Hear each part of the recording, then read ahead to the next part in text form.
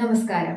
ഇതൊരു സിനിമാ കഥയല്ല. 2025 മെയ് 20 രാത്രി ഛത്രപതി ശിവാജി മഹാരാജ് ടെർമിനസിൽ മങ്ങിയ പിങ്ക് നിറമുള്ള ഉടുപ്പിട്ട ഒരു ചെറിയ പെൺകുട്ടി അമ്മയുടെ മടിയിൽ തളർന്നുറങ്ങുകയായിരുന്നു.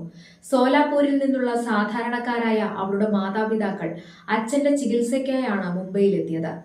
അവർ വല്ലാതെ ക്ഷീണിതരായിരുന്നു. ഒരു നിമിഷത്തേക്ക് ആ അമ്മയുടെ കണ്ണുകളൊന്ന് അടഞ്ഞുപോയി. കണ്ണു തുറന്നപ്പോൾ മകൾ അപ്രത്യക്ഷയായിരുന്നു. 6 മാസങ്ങൾ. പോലീസ് സ്റ്റേഷനുകൾ തോറും കയറിയിറങ്ങിയ 6 മാസങ്ങൾ. ട്രെയിനുകളിലും ചേരികളിലും അനാഥാലയങ്ങളിലും അപരിചിതരെ ചുളിവുകൾ വീണ ഒരേ ഫോട്ടോ കാണിച്ചു കൊടുത്ത 6 മാസങ്ങൾ. ഉറക്കമില്ലാത്ത അച്ഛനും ഭക്ഷണം കഴിക്കാത്ത അമ്മയും കണ്ണിന് താഴെ കറുത്ത പാടുകളുമായി ഇരുട്ടിലേക്ക് നോക്കി ഒരേ പേര് മന്ത്രിച്ചുകൊണ്ടേയിരുന്നു: ആരോഹി, ആരോഹി.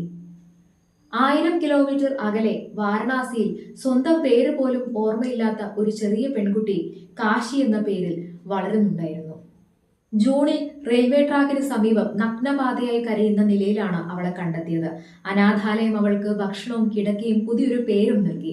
കുട്ടികൾ എപ്പോഴും ചെയ്യുന്ന പോലെ അവളും പെട്ടെന്ന് ചിരിച്ചു തുടങ്ങി. പക്ഷെ ചില രാത്രികളിൽ പുതപ്പിൽ മുറുകെ പിടിച്ച് അവൾ ആയി, മറാത്തിയിൽ അമ്മ എന്ന് വിളിച്ച് കരയുമായിരുന്നു. അത് ആർക്കും മനസ്സിലായതുമില്ല. തിരികെ മുംബൈ. ആ കേസ് ഫയൽ മടക്കാൻ പോലീസ് തയ്യാറായില്ല. അവർ ആരോഹിയുടെ ഫോട്ടോ വെച്ച് പോസ്റ്ററുകൾ അടിച്ചു.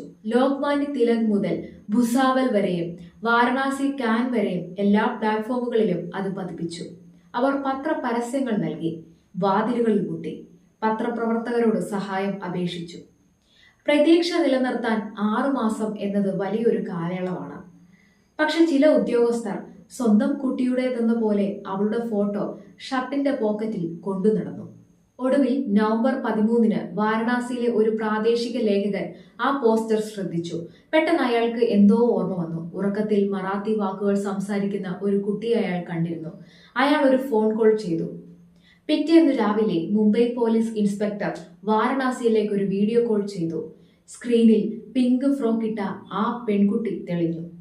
അവളെ കാണാതായ ദിവസം ധരിച്ചിരുന്ന അതേ നിറത്തിലുള്ള ഉടുപ്പ്.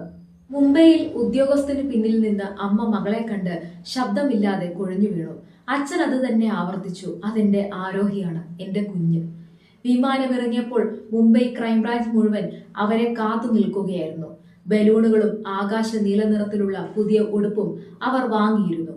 പക്ഷേ കാക്കി യൂണിഫോം ധരിച്ച ആ വലിയ ആൾക്കൂട്ടത്തെ കണ്ടതും ആ കുഞ്ഞു ചെയ്തത് ആരും പ്രതീക്ഷിക്കാത്ത കാര്യമായിരുന്നു. അവൾ ഓടി, അകലേക്കല്ല, അവർക്ക് നേരെ.